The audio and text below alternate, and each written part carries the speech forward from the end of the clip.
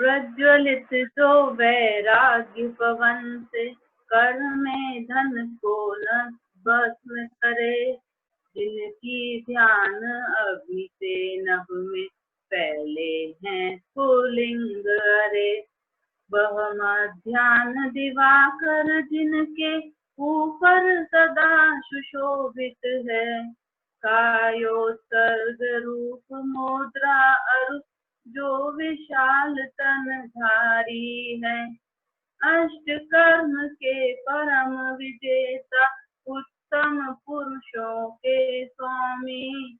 नाभि पुत्र जिनपति महात्मा, जयवंतो अंतर्यामी, जयवंतो अंतर्यामी।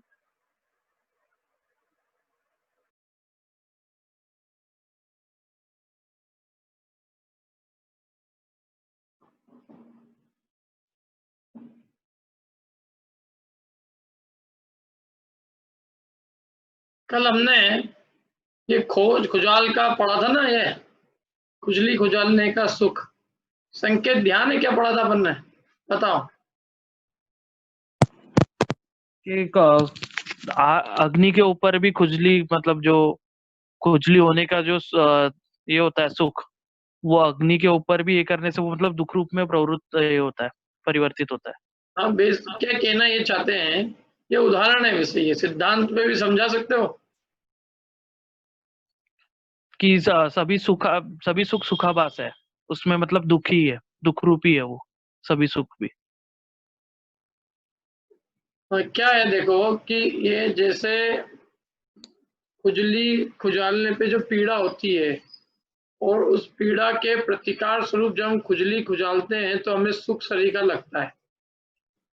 तो ऐसे ही जब इंद्रियों के विषयों की हमको पीड़ाएं सताती है, तो उन पीड़ाओं को दूर करने के लिए जब हम इंद्रिय विषयों में प्रवृत्ति करते हैं तो हमको सुख जैसा मालूम पड़ता है, लेकिन वो कोई सच्चा सुख नहीं है। सच्चा सुख तो तब होता है जब अपने को इंद्रियों के विषयों की पीड़ा ही नहीं सताती। खुजली खुजालने की पीड़ा ही नहीं हो, वो सुख है ना। खुजली खुजालने में तो और ज्यादा खूनम खून होते हैं तो दुख होता है। खुजली खुजालने से कोई मजा आता है क्या? खुजली खुजालने पे और क्या होता है, खून और खून खून खून खून होता रहता है, ज्यादा पीड़ा बढ़ती है, कम नहीं होती है। ऐसे ही इंद्रिय विषयों का सेवन करने पर पीड़ा और बढ़ती है, कोई कम नहीं होती है। एक्चुअल में तो सुखी वही है जिसको कि इंद्रियों की इच्छा ही उत्पन्न नहीं होती है। समझ लो, आपको खाने की इच्छा ही नहीं हुई कोई चीज की तो आप सहज सुखी हो। ऐसे इंद्रिय विषयों की इच्छा पैदा ही नहीं हो तो सहज सुखी है ना। अभी हम जो सुख मान रहे हैं वो क्या कर रहे हैं कि हमको पहले खुजली होती है, फिर खुजली को खुजाल के हम ये सोचते हैं कि हम सुखी हो रहे हैं, और बल्कि खुजालने से और खुजली बढ़ती जाती है और ज्यादा परेशान होते हैं। लेकिन क्या करें, खुजली की पीड़ा सही नहीं जाती, इसलिए खुजालना पड़ती है, और खुजाल खुजाल के भी और खुजाल बढ़ती रहती है, लेकिन कोई उपाय नहीं दिखता है। तो ऐसे इंद्रिय विषयों की भी पीड़ा ऐसी ही है, उपाय दिखता नहीं, आदमी इंद्रिय विषयों में प्रवृत्ति करता जाता है, लेकिन वास्तव में वो सच्चा सुख नहीं है, वो खुजली खुजालने के समान है। क्या वो कोई असली वास्तविक सुख नहीं। वास्तविक सुख तो वो है जब आदमी को खुजली जैसा रोग नहीं होना, इंद्रिय विषयों की इच्छा ही पैदा नहीं हो। इनको नहीं होती इच्छा, वे ज्यादा सुखी है। अभी पंच परमेष्टि को इच्छा ही नहीं है। पंच परमेष्टि को भी समझ लो, कोई ने मुनि व्रत धारण किया और उसको भी इंद्रियों की पीड़ा उत्पन्न हो जाए तो दुखी है कि सुखी है? दुखी है। दुखी है ना। इच्छा उसको भी हो सकती है, उसको उसमें सुख बुद्धि हो जाए और इंद्रिय विषय की इच्छा पैदा हो जाए, उसको कोई खाने की, कोई चीज का स्पर्श करने की, तो वो दुखी हो जाएगा ना, भयंकर दुखी हो जाता है। तो इसलिए पीड़ा ही नहीं होना तो सुख है। तो इसलिए मुनि दशा तभी धारण कर सकते हो जो आपको ऐसा लगे कि आपको इंद्रिय विषयों की इच्छा है ही नहीं। यदि आपकी इच्छा होगी और फिर आप नहीं सेवन करोगे तो आपके अंदर में जो है आपको असंतोष बना रहेगा, फिर आप कुछ भी अनर्गल काम कर सकते हो। बराबर है ना। आपके अंदर की इच्छा मिटनी चाहिए, आपकी पीड़ा ही नहीं होना चाहिए। आपको विषयों की पीड़ा नहीं हो, फिर आप भले विषयों का त्याग कर दो तो कोई दिक्कत नहीं है, लेकिन आपको विषयों की पीड़ा तो सता रही है और अब आप सेवन नहीं कर रहे हो, तो अंदर में आपको सुख लगेगा कि दुख लगेगा? दुखी होगा नहीं। दुखी होगा। इसलिए असली में पहले पीड़ा होना बंद होना चाहिए, और पीड़ा तब बंद होती है जब आदमी को उसमें सुबुद्धि मिट जाती है, उसको खुजली खुजालने जैसा रोग जैसा लगता है तो उसको इच्छा नहीं होती, और जब तक उसको उसमें सुख बुद्धि होती है कि इसमें बहुत सुख मजा आता है तो वो उसकी इच्छाएं करता रहता है ना। तो ये खुजली खुजालने के रोग शरीर के सुख है। जैसे जितने भी इंद्रिय विषय के सुख भोगी लोग हैं ना, जितने भी जीव हैं संसार में जो लोग भी है और जो अपने को ये मानते हैं कि हम बहुत सुखी हैं क्योंकि हमारे पास पंचेंद्रियों की विषय सामग्री बहुत है, तो वो पंडित जी कह रहे हैं, यहाँ आचार्य देव कह रहे हैं कि उनका वो सुख खुजली खुजालने के सुख जैसा है। जैसे खुजली खुजालने में कोई सुख नहीं होता है, दुखी है, ऐसे इंद्रिय विषयों के भोगने पर भी सुख नहीं है, अभी तो दुखी है, बल्कि वो तो पीड़ा के प्रतिकार स्वरूप है, और उसमें कोई सुख नहीं होता है, बल्कि और पीड़ा बढ़ती है तो दुखी होता है। और भी उदाहरण दे सकते हो आप क्या? जैसे किसी को समझ लो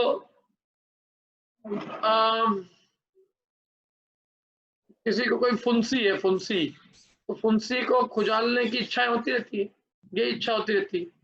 अब खुजाल खुजाल के भी दर्द बढ़ता जाता है, लेकिन वो इच्छा और बढ़ती जाती है। ऐसे कई बीमारियां हैं, कई आदतें हैं आदमी की।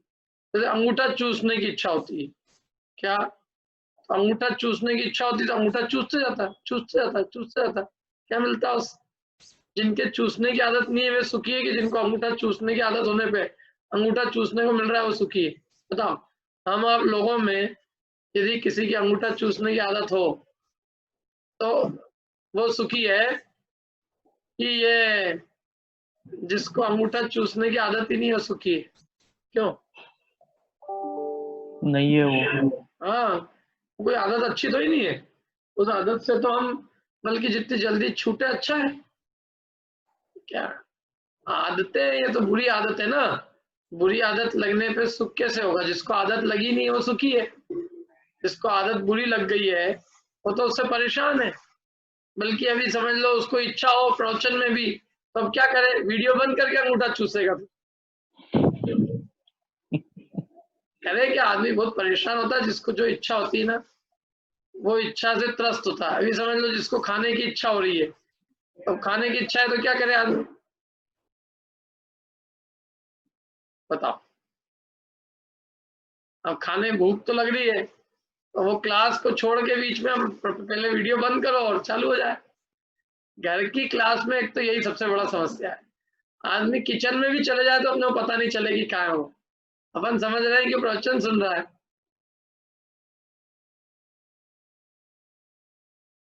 क्या अपन समझ रहे हो ज्ञान प्राप्त हो रहा है, इसलिए दिक्कत तो है। खैर, तो बात यह है कि ये जो सांसारिक सुख है ये खाज खुजालने जैसा है। अभी अखिलेश जी ने एक और उदाहरण दिया कि कुत्ते की हड्डी चबाने जैसा है। कुत्ता हड्डी में से सुख मानता है तो हड्डी चबाता जाता है और सोचता है कि मेरे को इसमें से बहुत सुख शांति मिल रही है, जबकि वो अपने ही खून का सेवन करता है, और दाढ़ उसकी पूरी जो है, पूरी की पूरी जो दाढ़ है वो दाढ़ पूरी छिला जाती है और उससे वो बहुत दुखी होता है, खून निकलता है, दाढ़ छिलने से परम दुखी होता है।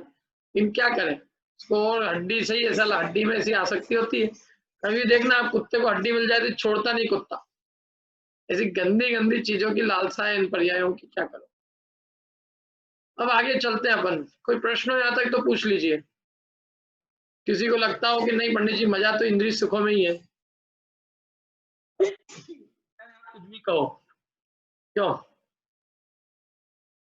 अभी ये तो अपन सब लॉकडाउन में है, ये तो अभी अपन समझ लो लॉकडाउन नहीं होता और किसी कारण से अपन सब होते, और अपन यदि एक रविवार को समझ लो इंदौरी लोगों के लिए दाल बाटी की पार्टी रखते अच्छी बढ़िया कहीं बनेड़िया जाके, क्यों, गोमटगिरी के अंदर, गोमटगिरी के दाल बाफले, तो चलते कि नहीं चलते? बस सब बताओ, सुख होता कि नहीं होता? क्यों ममता जी?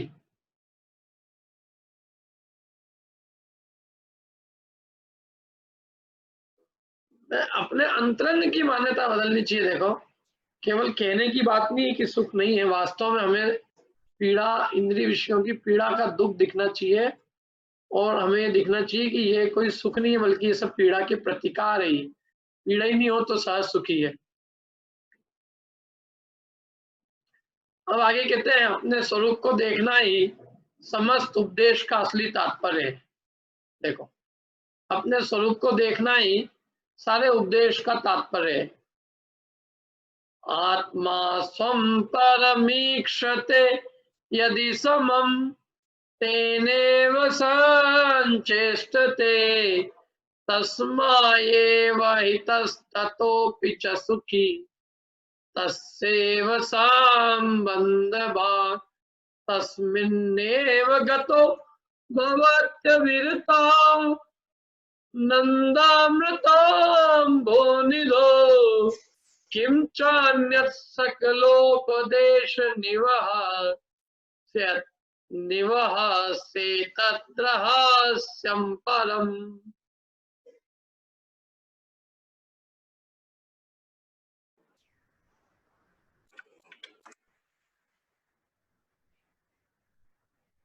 जब यह निज स्वरूप को देखे तब निज में ही करे प्रयत्न, निज के लिए हितैषी होता निज से ही करता संबंध।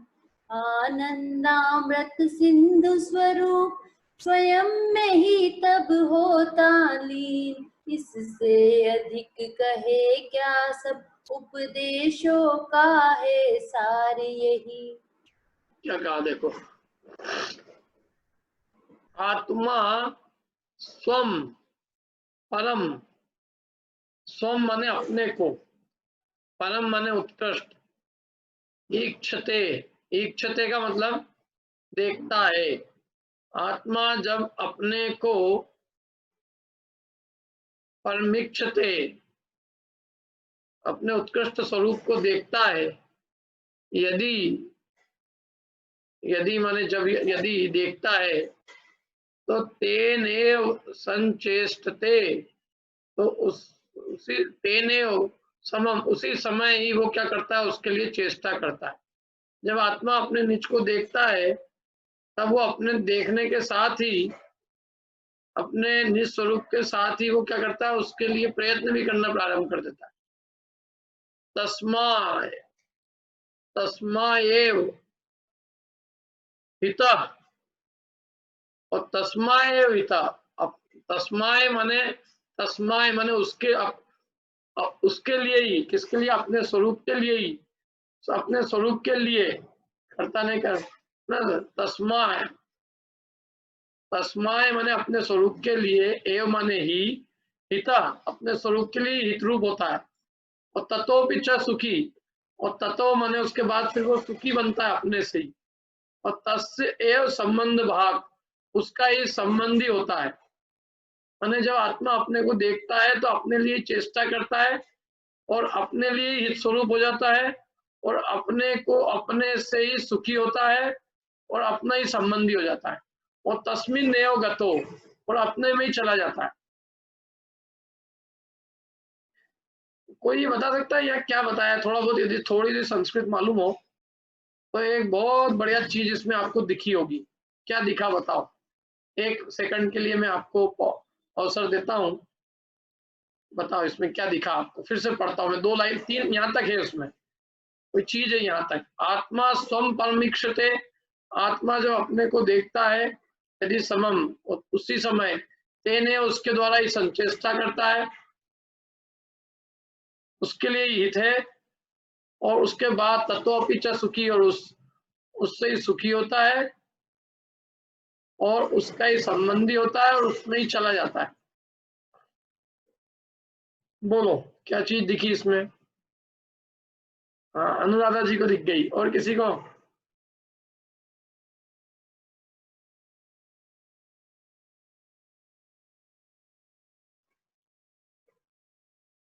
षटकारक, बराबर। हाँ अनीता जी बोल दो आप, चलो बोलो।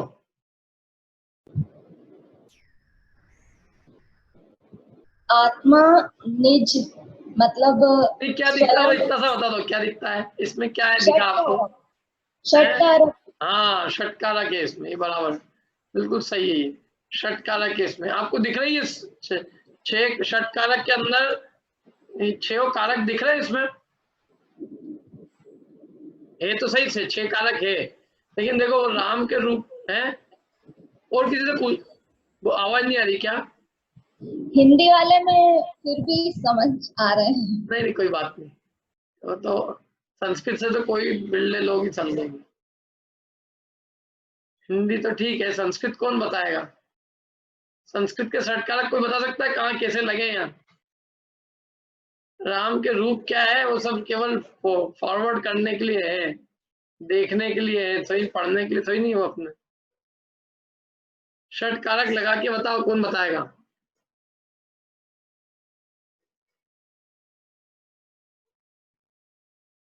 देखो मैं बता दूं क्या करें? बोलो 6 कारक क्या? 7 चीजें इसमें, 7 विभक्ति लगेगी, संबंध भी है इसमें। कर्ता कर्म, कर्ता ने कर्म को करण से के द्वारा संप्रदान के लिए, और अपादान से, और संबंध काके की, और अधिकरण में पे पर, ये सब है। देखो इसमें आप देखो तो आपको सब मिलेगा। देखो आत्मा हो गया कर्ता, कर्ता, और अपने स्वरूप को, ये हो गया कर्म, है ना। आत्मा ये हो गया कर्ता, प्रथमा कर्ता हो गया प्रथमा विभक्ति। फिर स्वम माने अपने को, ये द्वितीय विभक्ति हो गई। और तेन माने उसके द्वारा ही, माने अपने स्वरूप के द्वारा ही, यहाँ अपने स्वरूप के साथ ही लिखा है वैसे, अपने स्वरूप के द्वारा ही संचेष्ट ते चेष्टा करता है, तृतीय विभक्ति हुई। और तस्माय माने उसके लिए ही, कर्ता ने कर्म को करण से के द्वारा संप्रदान के लिए, तो अपने स्वरूप के लिए ही हिता हित करता है, माने अपने लिए हित का कार्य करता है। और तथा, तथा माने अपने से, तथा माने उसके, तथा ये कौन सी विभक्ति है? ये पंचमी विभक्ति है। तथा उससे ही क्या होता है? अपने से ही क्या होता है? सुखी होता है। और तस्य ये संबंध विभक्ति है, तस्य माने उसका ही संबंधी होता है। और फिर तस्मिन ने हो, तस्मिन माने उसमें ही, माने अपने आत्मा में ही, गतो माने चला जाता है, ये अधिकरण विभक्ति है। अपने आत्मा में ही, अधिकरण में पे पर, समझ में आया? संस्कृत बता रहा हूँ, गलत तो नहीं कर रहा हूँ भाई। 7 विभक्ति आ गई यहाँ, 7। आत्मा प्रथमा विभक्ति, स्वम द्वितीय विभक्ति, तेन तृतीय विभक्ति, तस्माय चतुर्थी, तथा पंचमी, तस्य षष्ठमी, तस्मिन सप्तमी।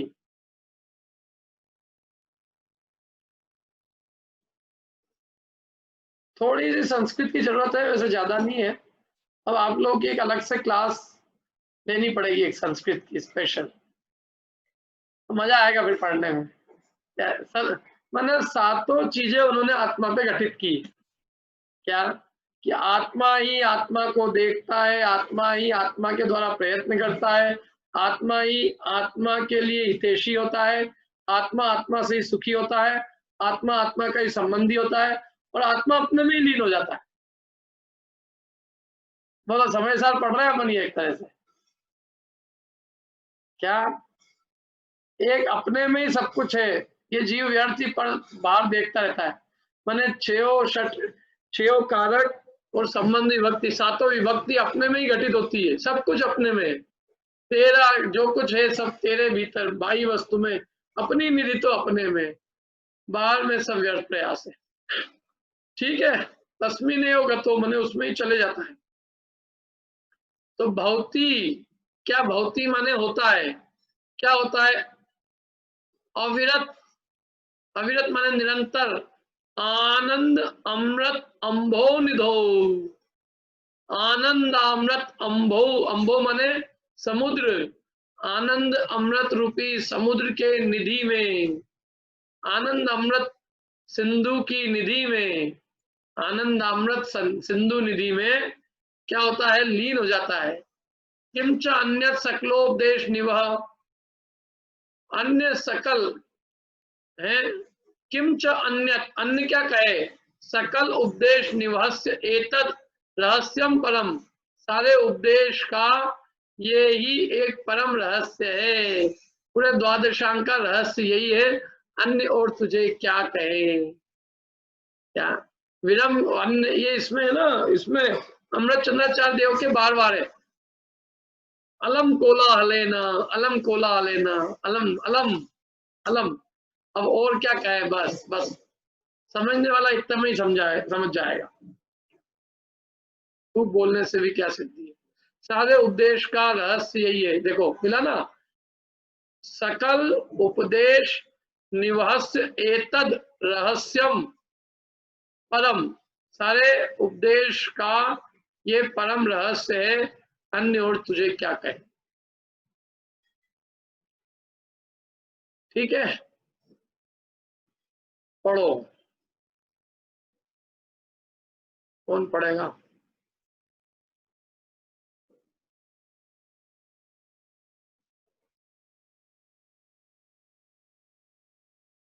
मैं ही पढ़ता हूँ, चलो। पढ़ना है किसी को, इच्छा हो तो पढ़ लो। जब यह आत्मा अपने स्वरूप को देखता है, क्या करता है,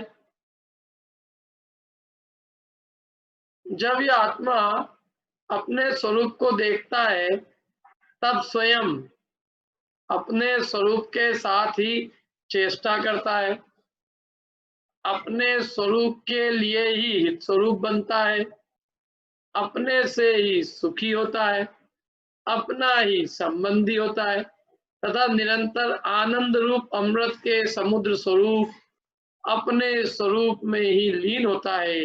इस प्रकार समस्त प्रवृत्तियों की आत्मा में जो दृढ़ स्थिति है, सारी प्रवृत्तियों की स्थिति कहाँ है, आत्मा में, जो कुछ है अपना आत्मा ही है।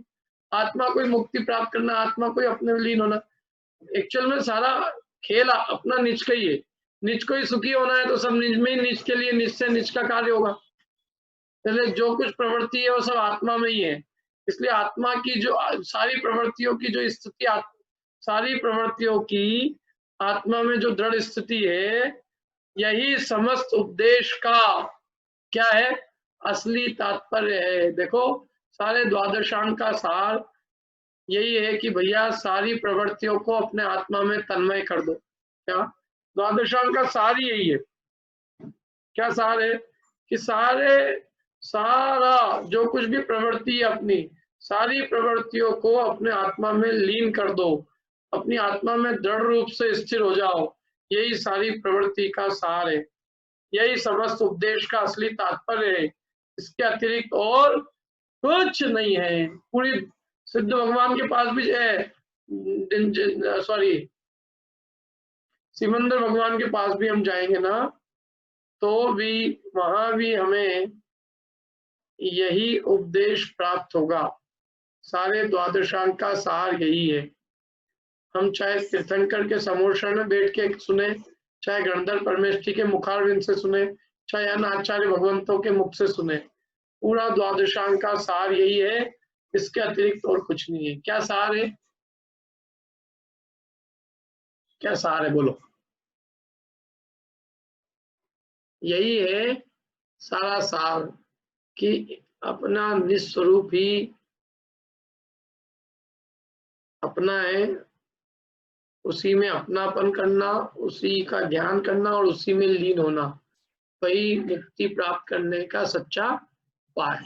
आत्मस्वरूप की रुचि, आत्मस्वरूप का ज्ञान, आत्मस्वरूप में स्थिरता ही मुक्ति का उपाय है, अन्य और कुछ नहीं है। हम तीर्थंकर परमेष्ठी के पास भी जाएंगे तो मोक्ष का उपाय यही प्राप्त होगा कि यही मुक्ति का उपाय। मैंने भगवान, कई लोग कहते ना हम तीर्थंकर के पास नहीं तो हम जल्दी मोक्ष चले जाते। तो मैं कह रहा हूँ ना आपको कि तीर्थंकर जो आपको बात समझाएंगे, सुनाएंगे, वो चीज अभी भी उपलब्ध है, और उनके उपदेश का भी सारा तात्पर्य यही है कि हे जीव, अपनी सारी प्रवृत्तियों को अपने निज आत्मा में तल्लीन कर दे, मैंने अपने आत्मा की रुचि कर, उसी का ज्ञान कर और उसी में स्थिर हो जा। समझ में आई बात, आगे चलें, चलो। पूजने योग्य योगीश्वर कौन है, ये बताते हैं। किनकी पूजा करे, कौन योगीश्वर है, मुनिराज कौन है, पूजने योग्य मुनीश्वर कैसे होते हैं, योगियों के ईश्वर ऐसे मुनिराज का क्या स्वरूप होता है, ये बता रहे हैं आप। पूजने योग्य योगीश्वर कौन है।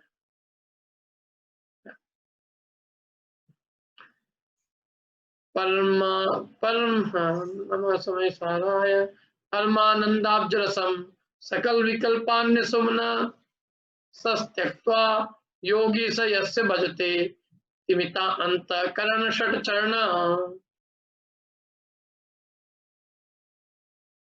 हाँ अंकिता जी बोलो। सकल विकल्प पुष्प को तज कर जिसका निश्चल चित्त भ्रमर परमानंद कमल में रमता वह योगीश्वर पूज्य प्रवर। परम आनंद अब्ज रसम, अब्ज रसम, अब्ज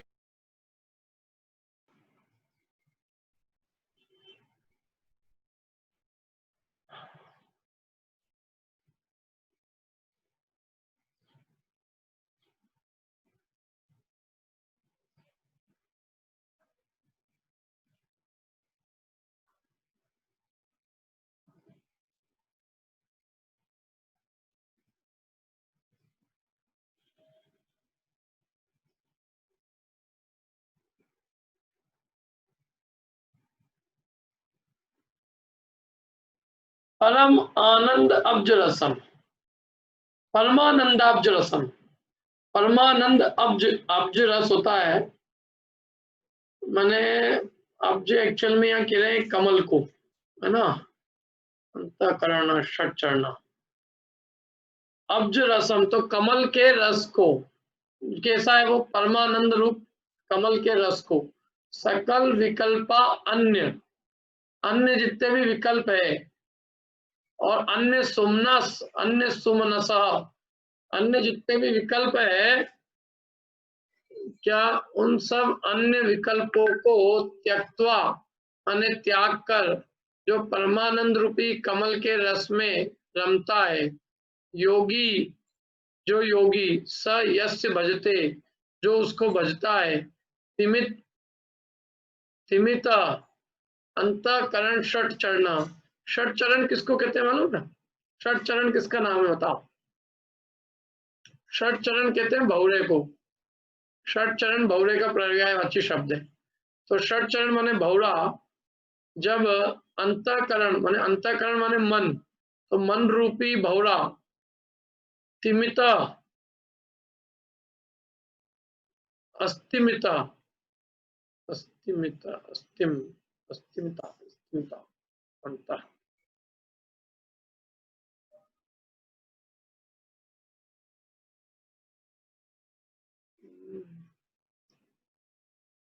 योगी से यस्य भजते स्तिमिता,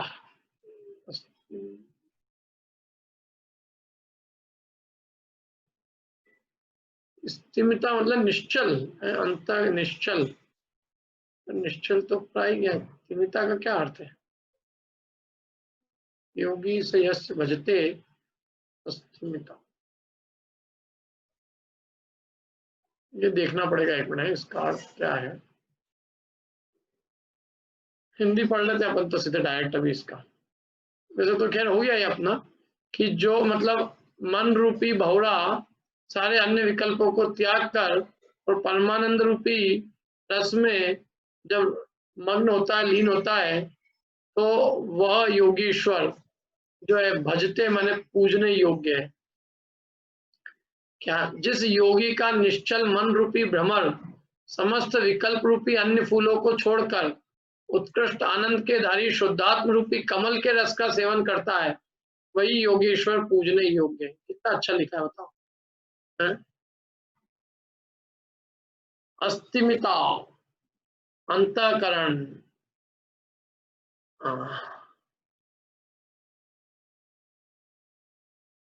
अस्तिमिता माने लीन होता है। अच्छा ये होगा इसका अर्थ, माने अन्य सबको छोड़कर, जो जैसे भौरा अन्य सब पुष्पों को छोड़कर कमल रूपी पुष्प में उसका मन रखता है ना, कमल सबसे बढ़िया होता है।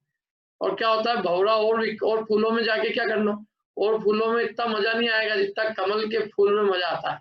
और कमल के गंध का सेवन करता है, कमल के रस का सेवन करता है भौरा, और वहीं तन्मय हो जाता है और सारे बिकते दूसरे फूल है उन सबको छोड़ देता है। ऐसे जैसे योगी भी जो है, तो उनका जो निश्चल मन है, वो निश्चल मन रूपी भौरा क्या अब तक सब जगह दौड़ता था, लेकिन अब वो क्या है, सारे अन्य विकल्पों को छोड़कर, सारे अन्य विकल्प रूपी पुष्पों को छोड़कर, और वो उत्कृष्ट आनंद का धारी जो अपना आत्मा रूपी कमल है, उस कमल के रस में लीन हो जाता है और उसका सेवन करता है।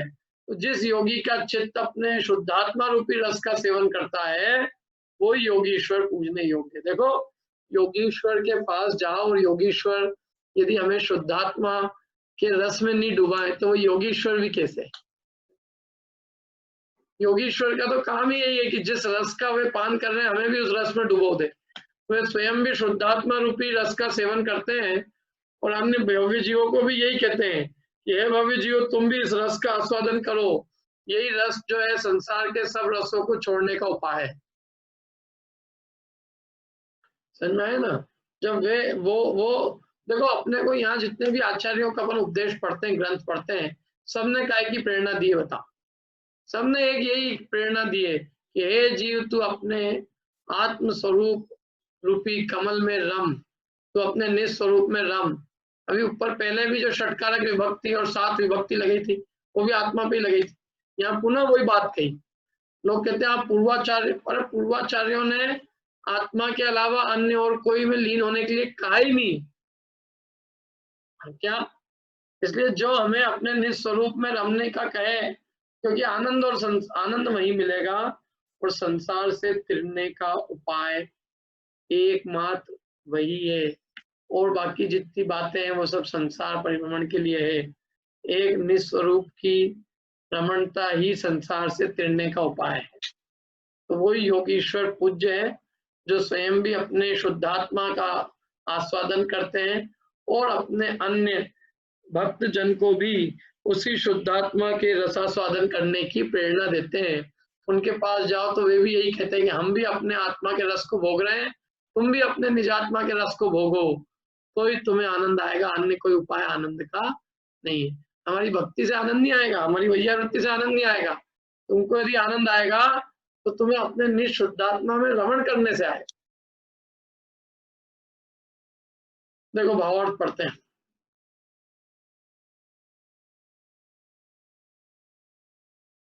पढ़ो तृप्ति जी भावार्थ।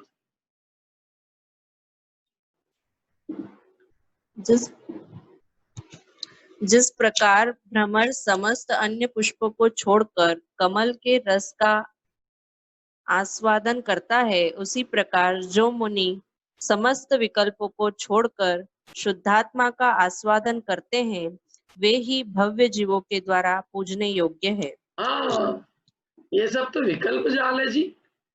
कोई कहता है इसमें क्या इतने शुभ विकल्प जाल है, लेकिन वे शुभ विकल्प जाल भी आत्मा के रस से तो दूर रखते हैं ना। भले अच्छे प्रशस्त विकल्प है, कोई मना नहीं है उनका। अन्य जीवों के कल्याण के विकल्प भी शुभ ही है, या दूसरे के कल्याण के, अन्य जीवों के उद्धार के, वो सब बराबर है। लेकिन वो सब विकल्प शुद्धात्मा की अनुभूति के सामने सब नगण्य है, कुछ कीमत नहीं रखते हैं। क्यों? क्योंकि अपने देखो, आज मैं भले दूसरे लोगों की भलाई के काम में लगाऊं, अच्छा है, कषाय कम है, सब बढ़िया है, लोगों का भला भी होगा, सारी बातें हैं। लेकिन बात यह है कि उससे मैं जिस आत्मा का रसास्वादन करके अपने को संसार से मुक्त कर सकता था, वो तो नहीं हुआ ना। मतलब आत्मा का अनुभव तो, आनंद तो नहीं आ पाया।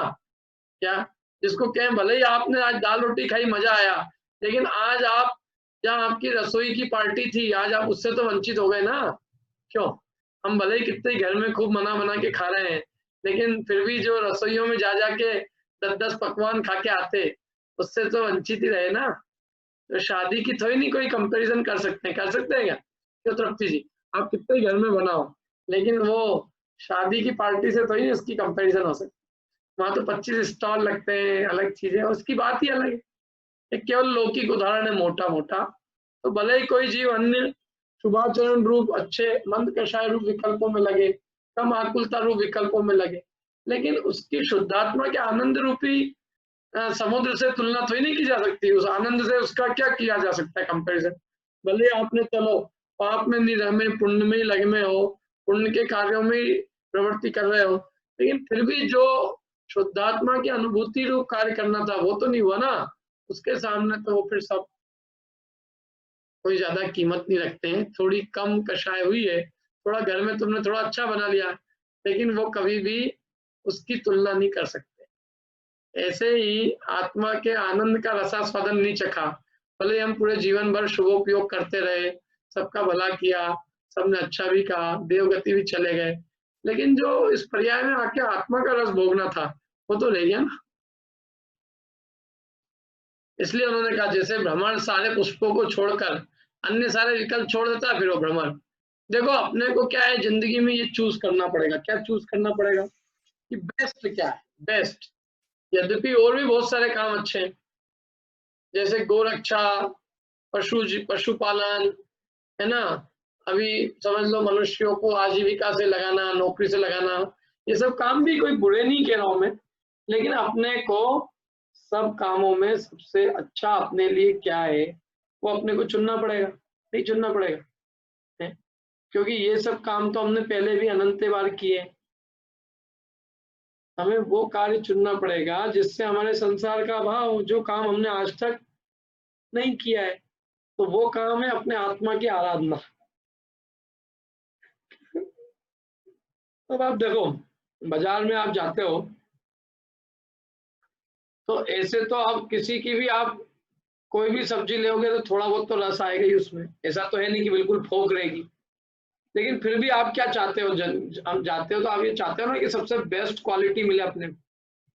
अपन बेस्ट प्रोडक्ट ढूंढते कि नहीं ढूंढते बताओ हैं? अपन ने कपड़े तो सब नहीं पहन रखे, लेकिन अपन सभी कोशिश करते कि अच्छा से अच्छा रहे, करते ना कोशिश, क्या डिजाइन और ये वो दुनिया भर के। मैंने संसार में हम हमेशा अच्छे के लिए पुरुषार्थ, ऐसे तो सभी बढ़िया है, लेकिन बेस्ट बेस्ट ही है। ये उदाहरण है मेरा, कल से कोई कपड़े की कंपटीशन मत करने लग जाना।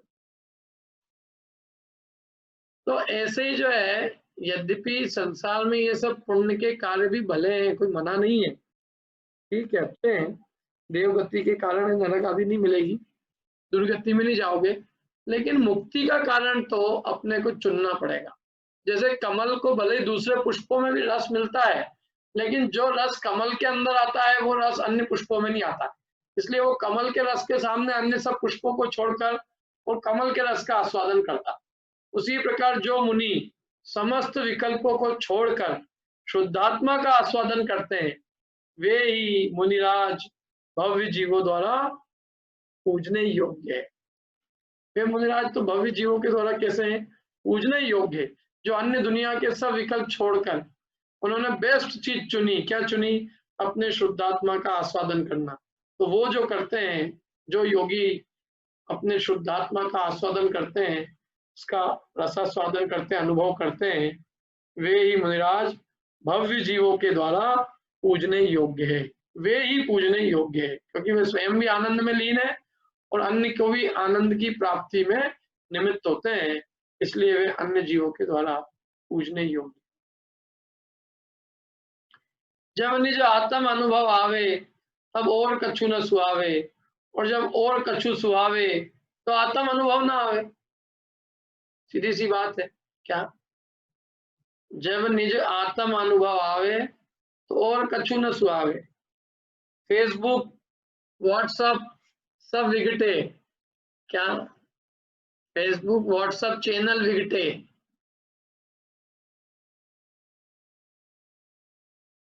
अच्छे विषय न सुहावे। और किटी पार्टी, एनिवर्सरी पार्टी, ये सब विघटे, और निज आत्म ही जब सुहावे, जब निज आत्म अनुभव आवे तब ये आवे। और जब किटी पार्टी सुहावे तो आत्म अनुभव ना आवे। क्यों?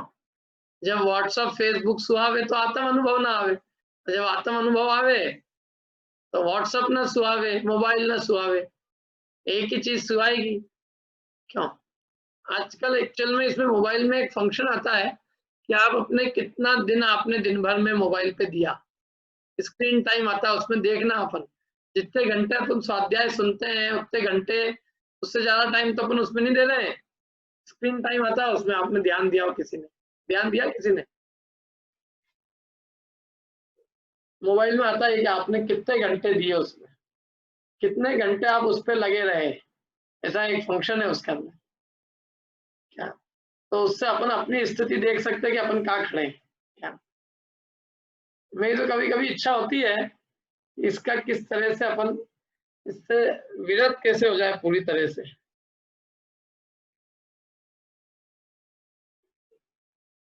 क्योंकि क्या है, ऐसा उलझाने की चीजें हैं। तो सीधी सी बात यह कह रहे हैं कि जब हमें निज अपने आत्मा के अनुभव उसमें रस आता है, जब आत्मा का आनंद आता है, तो हमको और कुछ नहीं सुहाता है क्या, एक उसी में मजा आने लगता है। जब निज आत्म अनुभव आवे और कछु न सुहावे। पढ़ता हूं मैं। जायन्ते विरसा रसा विघटते गोष्ठी कथा कौतुकम क्षीयन्ते विषयास्तथा विरमति प्रीति शरीरेऽपि च जोषं वागपि धारयत्यविरता नन्दात्मशुद्धात्मन चिन्तायामपि यातुमिच्छति समं दोषैर्मना पंचताम।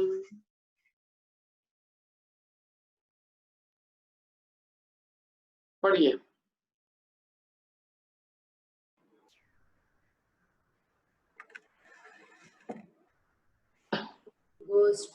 गोष्ठी कथा कुतूहल विघटे रसनी रस हो जाता है।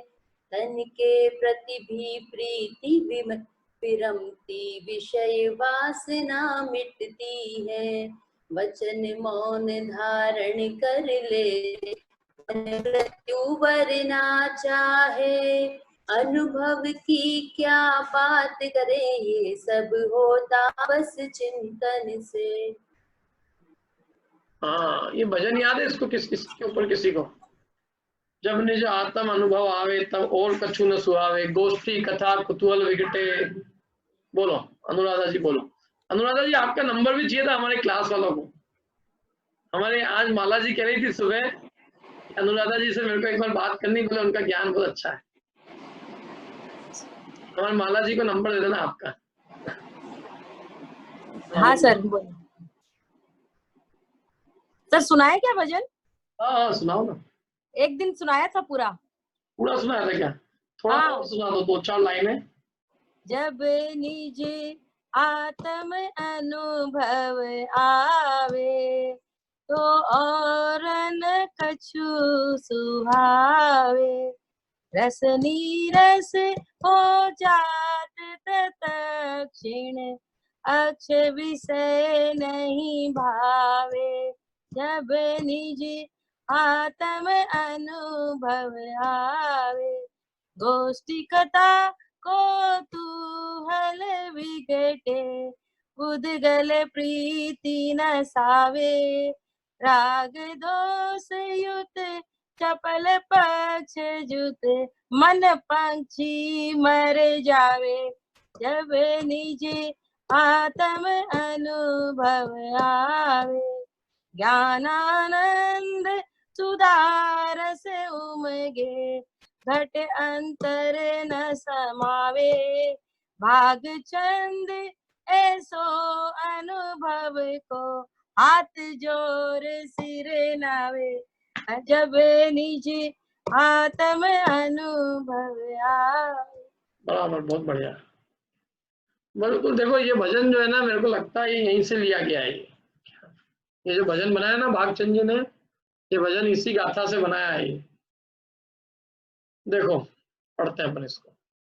यद्यपि भजन में बहुत सारी बात क्लियर हो गई होगी। देखो, राग द्वेष युत चपल पक्षी, ये मन पक्षी है ना, राग द्वेष बहुत करता है। तो ये राग द्वेष जो इसके पंख है, ये बहुत फड़फड़ाते हैं, मन के पंख है। कभी इधर का पंखा फड़फड़ाता है, कभी इधर का। जैसे राग द्वेष के दोनों पंख जो है मन रूपी पक्षी के बहुत फड़फड़ाते हैं। तो जब निज आत्म अनुभव आवे तो ये पक्षी भी चुपचाप बैठ जावे, और जब पक्षी नहीं बैठे तो समझ लेना अभी आत्म अनुभव ना आवे। राग द्वेष जो चपल पक्षी, मन पक्षी मर जावे। देखो, जायन्ते विरसा, रसा विघटते, जायन्ते विरसा, रसा माने रस जो है वीरस हो जाते हैं। रस कैसे लगते हैं? वीरस लगते हैं। जायन्ते माने उत्पन्न हो जाते हैं, तो रस वीरस जैसे लगते हैं। गोष्ठी कथा कौतुकम विघटते, गोष्ठी कथा कौतूहल विघटते माने नष्ट हो जाते हैं। और विषया शीर्यन्ते माने विषयों की जो रुचि है, विषयों की जो वासना है, विषयों की इच्छा है, पंचेंद्रिय विषयों की इच्छा, वो शीर्यन्ते, शीर्यन्ते माने वो भी, शीर्यन्ते माने वो भी जीर्ण शीर्ण हो जाती है। शीर्यन्ते माने शीर्ण हो जाती, पुरानी पड़ती जाती है। और प्रीति शरीरे अपि, शरीर में भी जो प्रीति है वो भी विरमति माने विराम को प्राप्त हो जाती है। और वाक अपि माने वाणी भी जोशम धार्यति माने संतोष को धारण कर लेती है। अविरत निरंतर आनंदात्म शुद्धात्मना, निरंतर आनंदात्मा, आनंद रूपी शुद्धात्मा का चिंतायाम अपि, चिंता करने से भी, चिंतायाम अपि माने उसका चिंतन करने पे भी, चिंतायाम अपि यातुम इच्छति है, चिंतायाम अपि यातुम माने चिंता मात्र करने से भी ये सब चीजें यातुम माने प्राप्त हो जाती है।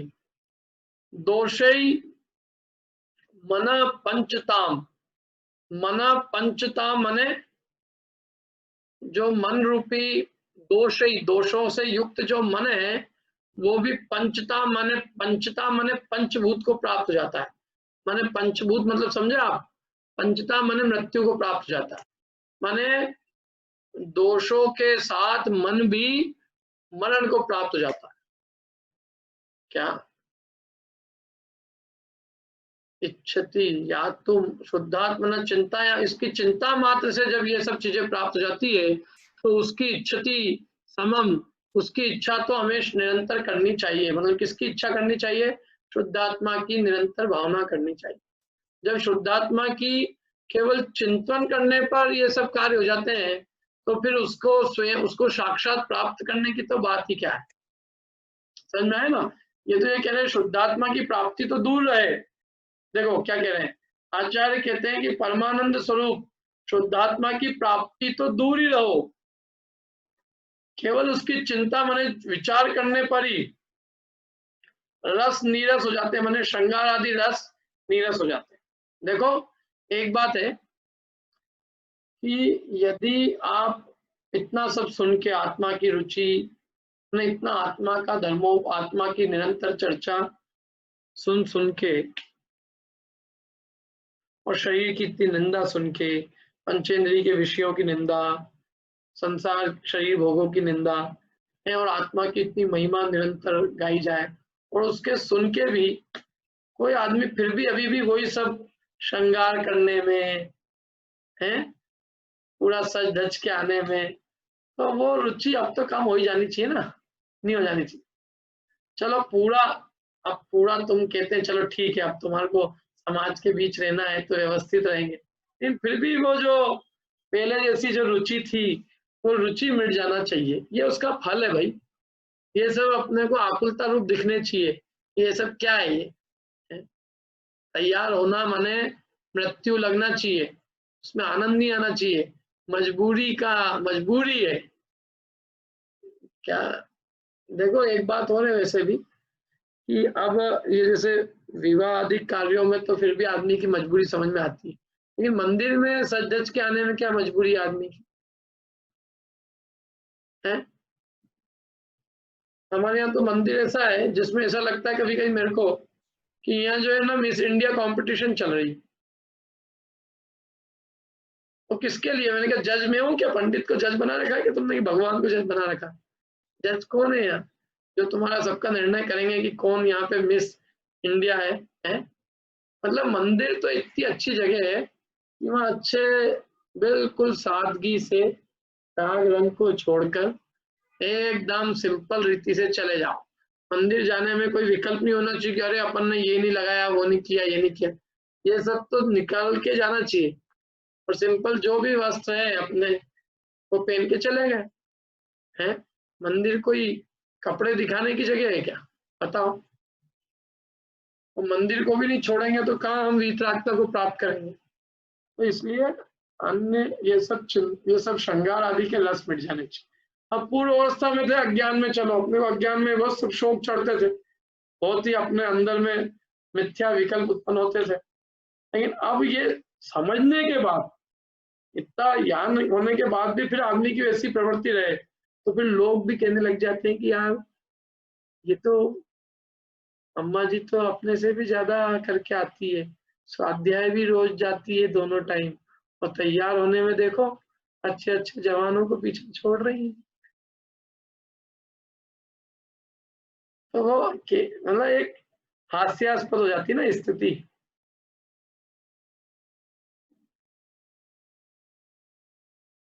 क्या है देखो कि ये सब रुचि अंतरंग से ही नष्ट हो।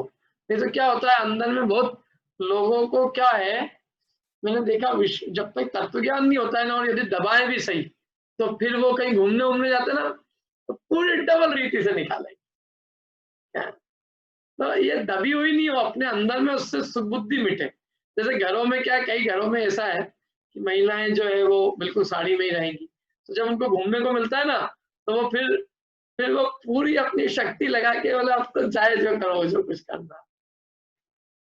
पता नहीं क्यों लोगों को काय में सुख लगता है, लोगों की सुख बुद्धि पता नहीं किस किस चीजों में है। देखो मैं तो ये कहता हूँ अपने को अपनी एक शालीनता में रहना और अपनी मर्यादा में रहकर और अपने आत्मिक आनंद को भोगो, इन सब में तथ्य नहीं है। देखो हम विदेशों की नकल करने जा रहे हैं, लेकिन विदेशी तो हमारी नकल कर रहे हैं।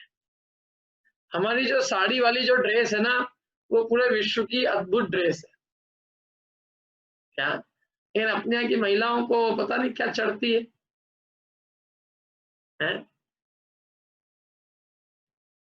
अब कंफर्टेबल की अलग बात है कि कंफर्ट के हिसाब से बात अलग है, लेकिन यदि आप ये कहो कि शालीनता की बात करो तो वो जो शालीनता उसमें, और मैं कह रहा हूँ साड़ी नहीं, अपने और भी जो अपने इंडियन कॉस्ट्यूम्स है, चाहे वो पंजाबी मतलब कोई सा भी ड्रेस हो, चाहे महाराष्ट्रियन हो, चाहे मराठी मतलब बंगाली हो, कोई सा भी हो, गुजराती ड्रेस हो चाहे, तो एक शालीनता है उसमें। और बाकी तो क्या है, पाश्चात्य वेशभूषा तो कोई वेशभूषा ही नहीं है, उसमें करना क्या है। तो ये सब श्रृंगार आदि रस क्या हो जाते हैं, नीरस हो जाते हैं। कब नीरस हो जाते हैं? जब शुद्धात्मा की रुचि उत्पन्न होती है, जब शुद्धात्मा की विचार उत्पन्न होता है तो ये सब श्रृंगार आदि करना अपने को नीरस लगने लगते हैं, निस्सार लगते हैं। और गोष्ठियों में बैठना, गप्पे करना, राष्ट्र कथा, देश कथा, चोर कथा, स्त्री कथा, भोजन कथा करना, इन सब कथाओं का रस मिट जाता है। क्या ये कथाएं रुचती नहीं है? ये कथाएं फिर इन कथाओं में, इन गोष्ठियों में बैठना जमता नहीं है।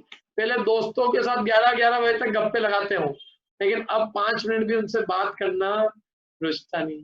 पहले कितनी किटी पार्टी की हो, लेकिन अब वो किटियों की एक भी महिला रुचती नहीं हो। ये किटी नहीं है, ये दुष्टिनिया है, दुष्टिनिया।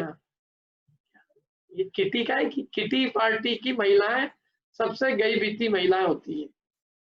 क्या राग द्वेष होते हैं उसमें, और क्या होती है बताओ? कषाएं होती है, थारी मारी महिलाएं इकट्ठी होगी तो क्या करेंगी? और पुरुष भी इकट्ठे होंगे तो यही करेंगे, कोई महिला हो। लेकिन पुरुषों में फिर भी मैंने एक बात देखी, किटी पार्टियां नहीं होती कम से कम। ये किटी पार्टी नामक बीमारी केवल महिलाओं के अंदर। अरे महिलाओं को यदि पार्टी करनी हो तो अच्छी एक गोष्ठी करे, तत्व चर्चाओं की पार्टी करे, कहीं यात्रा पे जाए। हमारी मम्मी का एक ग्रुप बना हुआ है बहुत बड़ा महिलाओं का, क्या साधर्मी संगठन है उनके, 5 रुपए महीने के देते हैं सब महिला। और उनकी आप देखना, उनकी सारी पार्टी कितनी अच्छी होती, सारा शुद्ध सारा काम एकदम, और पूरा सुबह से शाम तक धार्मिक कार्यक्रम होता है। मलारगंज की उनका पूरा ग्रुप है उनका। तो इनकी सबकी कथाएं जो है, ये विकथाएं और ये सब कौतूहल जो है वो दूर भाग जाते हैं, तथा इंद्रियों के विषय भी सर्वथा नष्ट हो जाते हैं। 5 इंद्रियों के विषयों की रुचि भी सर्वथा क्या हो जाती है, नष्ट हो जाती है। और स्त्री पुत्र आदि की प्रीति तो दूर ही रहो, शरीर में भी प्रीति नहीं रहती। शरीर में भी मैंने शरीर का कार्य करना भी एक बोझ तरीका लगता है। इसको निलाना धुलाना, क्या इसको वस्त्र आभूषण वस्त्र आदि पहनाना, वो भी क्या है, एक प्रीति से नहीं करता है, मजबूरी से करना पड़ता है इसलिए कर रहा। जैसे मंजन करने में अपने को जोर आता है ना, ऐसे शरीर के सब करने में, कार्य करने में जोर आए कि कहाँ इसको खिलाना है, कहाँ इसको निलाओ, फिर इसको बिठाओ, फिर सुलाओ, ये सब काम रुचते नहीं हो। और वचन भी मौन को धारण कर लेता है।